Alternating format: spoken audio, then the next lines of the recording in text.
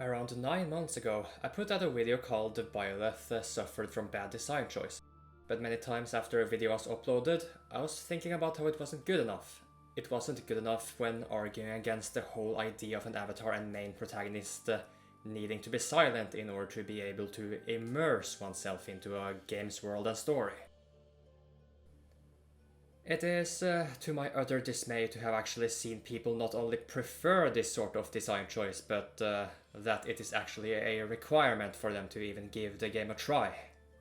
And today, I want to basically challenge those types of gamers.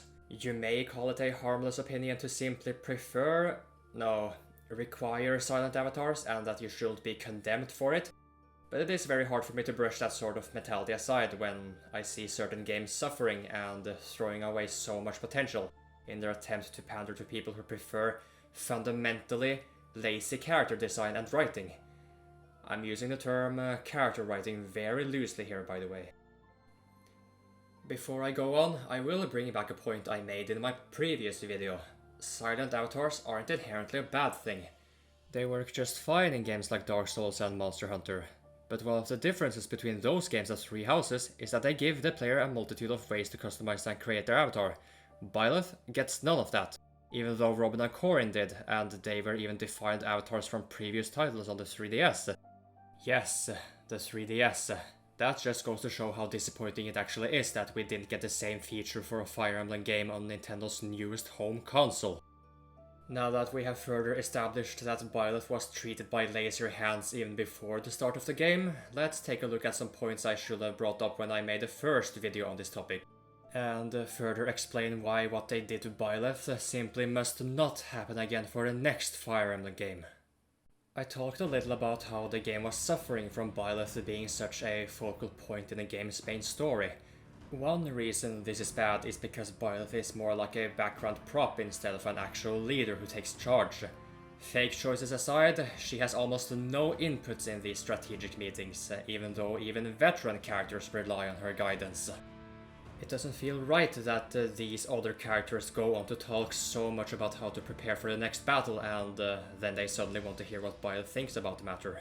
I must ask you, is this what you call immersion? Do you call this freedom of imaginative thinking? Even though the game forces set answers upon you, regardless of whether you get a choice or not, and whether they actually lead to different responses or not? I don't understand! I don't understand how some people are unable to use their imagination the moment the avatar gets a voice and mind of their own.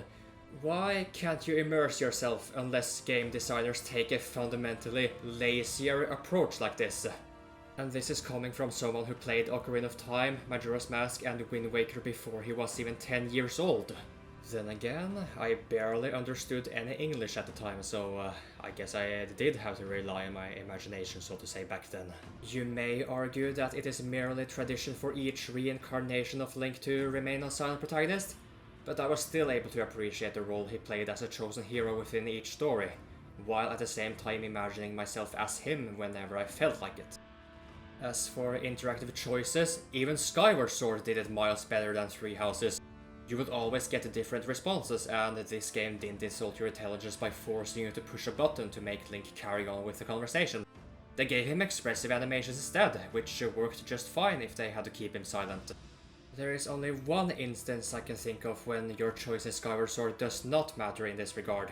In that sense, it may not be perfect, but compared to Three Houses and its abundance of 100% meaningless choices, holy hell! In short, I was able to use my imagination regardless of whether Link acted as a character of his own or not, and as I got older, I became more and more capable of judging each story and what I think fell flat, what could have been improved, what potential which wasn't fully realized, what worked just fine, or what worked really well. Have any of you guys played Sekiro Shadows Die Twice? It's from the same people who made Dark Souls. The character we take control over is a ninja called Okami, or Wolf in English. This game's voices even come in Spanish, French, German and Italian. Huh, that's neat. I couldn't believe it until I saw it myself, but some people actually found it weird that Wolf is a character which talks on its own, and that it is harder to get immersed, unlike when playing Dark Souls. Sure, guys, let's just completely ignore the fact that during the opening cinematics they show his face, even as a child. They made it perfectly clear what your controlled character would look like and what sort of duty he had. Yet you insist on pushing this lazy approach when writing a character. So anyway, unlike last time, we are actually going to take a look at some of the support conversations featuring Byleth and why they can be summed up as defied characters talking to themselves in front of a steel painting, if not just a naked wall. I do not count her as support with softness as a support conversation, I do not. Let's start off with Bernadetta, a character archetype which I admittedly have a soft spot for, especially for females. But her overly timid and reclusive nature is merely the surface of her character.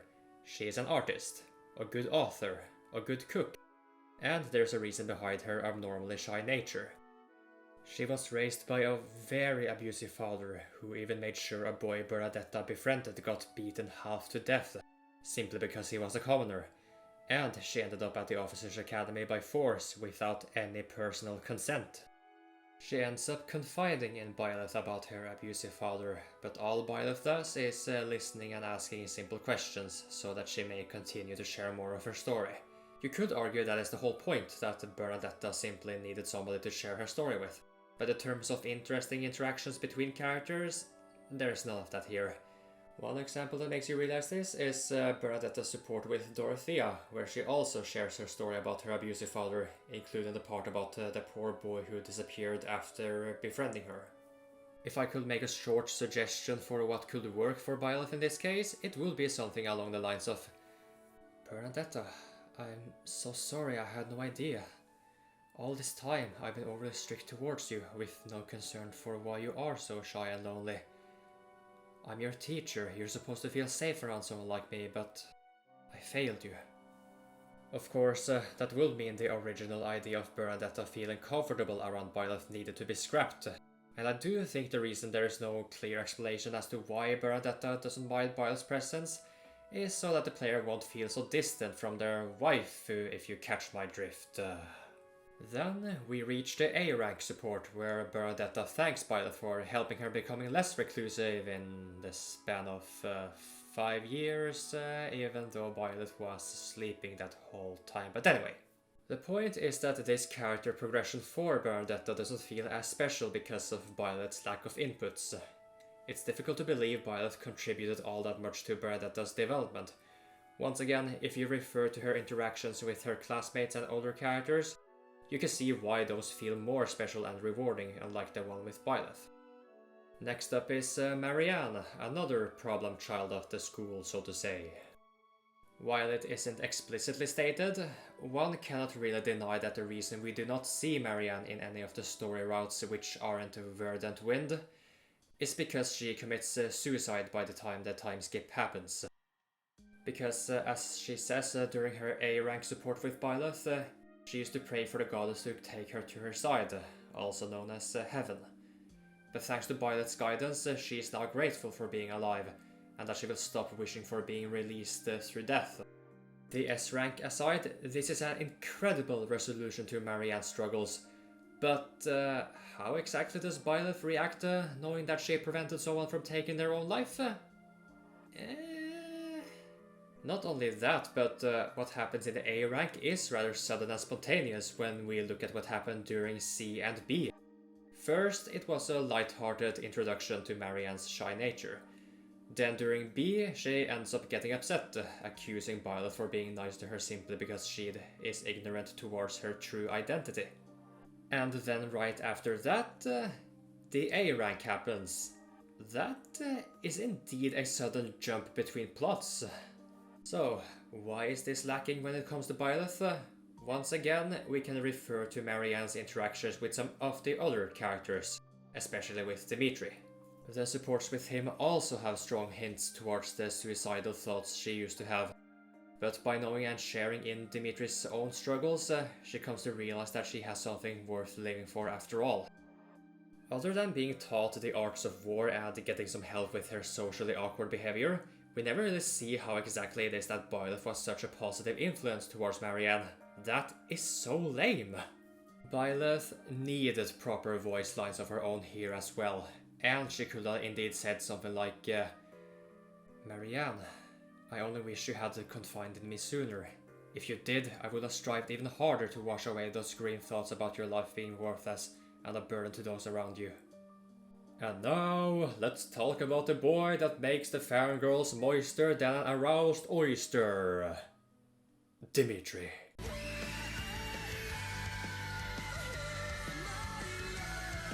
So yes, I am sure that you have strong emotional feelings about his role in this game. But I hate to break it to you. His moment, yeah, you see this moment right here? It sucked. No, no! Bad fangirls, bad! Down with your pitchforks, I'm not done yet! I'm just disappointed about the execution and the lost potential of this scene. Because all this moment boils down to in its original form is Byleth reinforcing Rodrigue's will with just a few words. It's basically like, then what do I have to live for? Live for what you believe in. Rodrigue said the same thing. But since you also said it, that means it must be true. Oh, I already feel so much better. Thanks, Professor. So, it's time to once again step in and show exactly why this scene also needed Byleth to have full-on voice acting. Allow me to present a little bit of a rewrite of this scene I'm in. Assuming you can put up with my so-called voice acting, but anyway, please, take a gander at this. You're starting to really get on my nerves, Professor. What exactly does me seeking revenge concern you? You've been gone for 5 long years, even claiming that you've been sleeping through all of them. How ridiculous. What could you possibly understand about how I feel? The things I've been through, the lingering regrets of the dead. What makes you think you have the right to stand in my way? Well, you are right. I couldn't possibly understand what you've been through these 5 years, nor could I ever know for sure what the dead feel and think on the other side. All I know is that I don't want you to continue down this self-destructive path of yours. Wasn't the death of Rodrigue and countless soldiers enough? How dare you? Maybe not. Maybe you have to get rid of me as well. Damn it!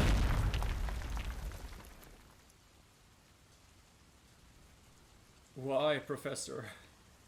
Why do you keep doing this? After everything I've said and done. After letting so many people die. After becoming an irredeemable monster.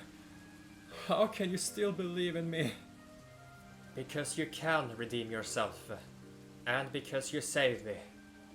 5 years ago. What are you talking about? It's safe to assume had I never become your teacher, I never would have known what it's like to feel emotions. When you first told me that I made you a little scared because of my dead stare, it actually made me a little sad. And it made me happy when you told me I was starting to change. That day, when I saw my father get murdered, I suppose I finally understood you. To see your loved ones being taken away from you forever. I may have continued teaching and training you and everyone else, but I could still feel myself drowning in sorrow and hatred. Even after finally avenging my father, the burden of his death hardly disappeared. I became even more scared. Scared of what I could be turning into. All of those negative emotions were so new and they came rushing so suddenly. However, you were always at my side, Dimitri. You helped me stay true to myself. Professor. When we reunited after those 5 years, I was overjoyed to see you alive and well. But you were not well. And the more I looked at you after that, the more I realized what kind of monster I myself could have become. Had it not been for you, I may have. Dimitri, please, for the sake of Fargus, for the sake of yourself, for the sake of me, for the sake of what you believe in, I beg of you, take my hand.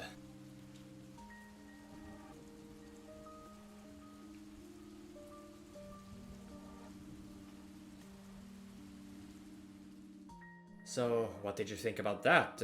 Do you now see what possibilities for the start of a meaningful redemption arc were just thrown out the window for the sake of stupid, lazy, self-insert immersion? Does any of you know Zuko and Iroh from Avatar: The Last Airbender? We could have had something like that between Byleth and Dimitri, but instead we got, something. I might as well mention that Dimitri's A-rank supports with Felix and Gilbert are prime examples of what kind of interaction he could have had with Byleth in regards to his guilt and red hands. Man, it's like the game would have been better if Byleth had no support conversations. There's basically no point in them existing. Wait, we can now give Edelgard and Dimitri new hairstyles, but not Byleth? The Avatar? Wow. Maybe the game designers really did realize what huge mistake they did when writing her, so now they are trying to forget about her. You really are a cruel man. So let us now bring up a point I talked about in my other video. The strange level of affection each of the three lords have towards Byleth.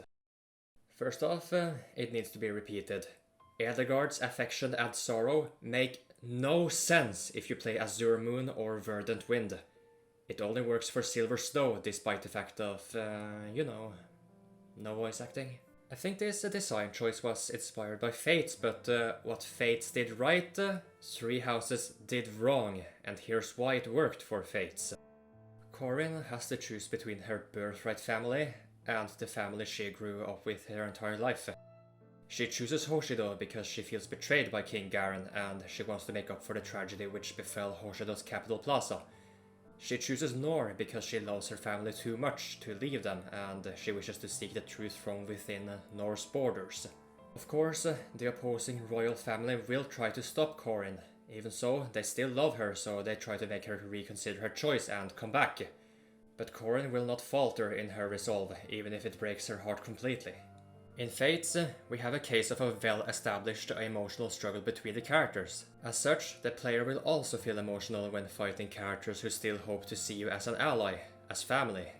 Yeah, I'm saying you, because Corinne is your avatar, you know. Imagination and immersion and all that. The reason it does not work for Three Houses is explained in my previous video, and it doesn't really help that Byleth has zero inputs when they engage in direct combat on the battlefield. It seems like the game designers wanted to bring back this sort of magic Fates had when it came to choosing a story path. But this only works if the players themselves have personal connections with these characters through Byleth, without caring for looking at it from a logical and chronological standpoint. But when you do look at it from a logical and chronological standpoint, you are just left asking yourself, where do these feelings of sorrow and regret come from exactly? So what Three Houses did wrong in this regard can be chalked up to the game designers taking the player's emotional investment for granted. But I don't think I can put the entire blame on them.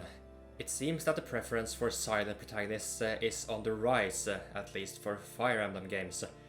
As such, game developers are encouraged to stick to sloppy and lazy character writing, which is really strange because there is evidence enough that they can write plenty of good characters and interactions. But the thing with Byleth is that there is an inherent issue with what they did to her. So, obviously, interactions with her are going to be painfully limited and shallow. Speaking of limited interactions, Sothis disappearing prior to the time skip is one of the dumbest decisions they could have made. You might say it was supposed to be a semi-tragic moment, so that we will miss her? But it really didn't amount to anything meaningful in that regard. I mean, she was still alive within Byleth, and despite seemingly being killed by the end of Crimson Flower, she is still able to come back for a lackluster and undeserving marriage which only exists to pander to narrow-minded otakus? Alright, I'm almost certain some of you are going to give me crap for being hateful towards otakus, but that isn't the case, guys. Not entirely, anyway. I can see the appeal Sothis has in terms of attractiveness, but consider this. She's a goddess, with a petite body type, and long hair which looks like a Christmas tree. And you're able to marry her. Regardless of what you think, that is some nerdy otaku shit right there. Basically, Sothis' presence actually helped making Byleth being entertaining as a character, but once they fused, she really did become a silent, self-insert doll. And if they actually did give Byleth proper voice acting, there could have been an interesting dynamic between this goddess and the chosen hero. As Byleth goes through her job as a teacher and as she starts to develop emotions, there could have been a moment where she started to doubt her abilities as a leader, that maybe she was relying too much on Sothis' power to rewind time, or something like that. Those of you who have played Fates may understand what I mean when I say Corin's dragon heritage wasn't properly explored in terms of its origin. Well, the same basically happened between Byleth and Sothis. But in their case, it is once again probably due to an inherent issue with design choice. The support conversations between female Robin and Lonky went to show that an avatar with a defined character could provide a lot of realized potential for comedic writing.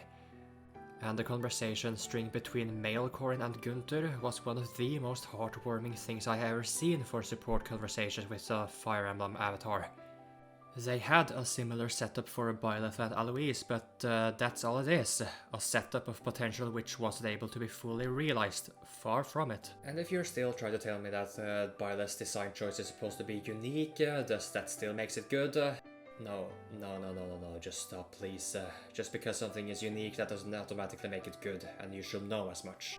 If any of you, which I speak of, you know, the ones who require a silent protagonist before even trying out the game, if you guys want to become game designers in the future, please, for the love of all that's good, stick to making games like Dark Souls and Monster Hunter, and keep your hands off of games like Three Houses.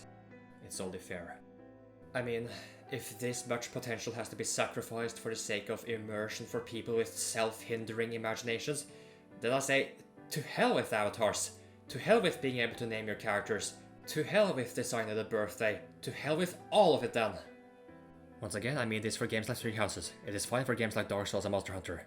And you know, I have yet to play a Persona game. However, I have heard that they are doing a similar thing for their avatars. That they have a character background and established roles, yet they remain overall silent. If that is the case, then I am in no hurry to play that series, no matter how good the gameplay itself is. That is how much Byleth has broken me. That is how much she has broken me. See this image here? See this image right here? Yes, you can indeed only have one of those. I mean, you can have both, but that means you are choosing to let other people suffer because of lazy character design and writing. I may have said that silent protagonists are okay for certain games, but after this, quite honestly, I think it's for the best that they die out completely, especially when it comes to big story-driven games. Gamers and game designers alike need to get used to effort. But despite all of these terrible design choices, there are many good fan arts and short comics with Byleth out there. And that goes to show that people don't have to let lazy game design get in the way of the creativity and appreciation towards a character if they don't want to. But at the same time, I get upset when I think of the possibilities that these fan creations were only made possible because of Byleth being a silent protagonist. What a sad thought. Then again, maybe that is exactly why they were created, because these fans saw the issue with Byleth's design choice, so yeah, maybe.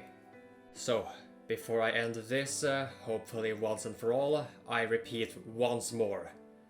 Robin and Corin were defined characters, which takes effort to write by the way, and they could be customized with a good selection of component combinations. Byleth has none of those things. But apparently, this is their idea of a game design evolution on the next-gen console. Damn, some people have crap taste. And I don't care if you feel offended by me saying that, because I don't want the games I want to like suffer for it. Because again, certain games can get away with such a low-effort design choice, but others do not.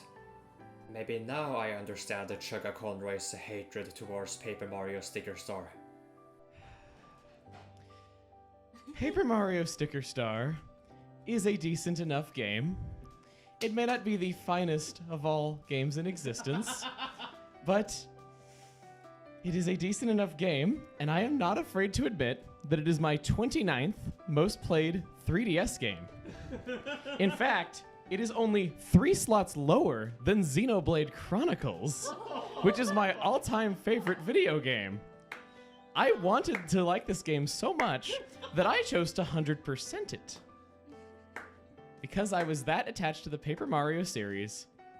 And you know what? It was a gosh dang treat the whole way through. And in my case, in case it wasn't obvious enough, I became quite attached to Fire Emblem, even though I have only played Awakening and Fates prior to 3 Houses. Robin and Corin made such a solid impression on me, and so I was really excited to see what Byleth will bring to the table in the game's story and support conversations. But because the alleged majority of fans did not appreciate Robin and Corin being characters of their own, thus making them unrelatable, it seems like Nintendo wanted to do something in between for Byleth. But what that ended up creating was a huge out-of-place distraction of a character.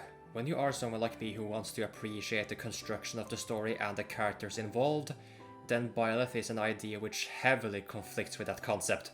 If people can ignore this sort of issue I see in this game, fine, more power to you. I don't think you are part of the problem. But to those of you who basically always ask the question, is the avatar silent, before buying the game, then I pity your restrictive imagination and inability to enjoy taking control over a character with a significant role in a heavily story-driven game. And I don't care if you are a brilliant and kind person in general, because that's beside the point here. Silent avatars playing important roles in a game's main story is like oil and water, they simply do not mix. This message needs to be spread, for crying out loud. Do me the service and I'll pay you with my appreciation for taking your time watching this video. So yes, thanks for watching, and until next time.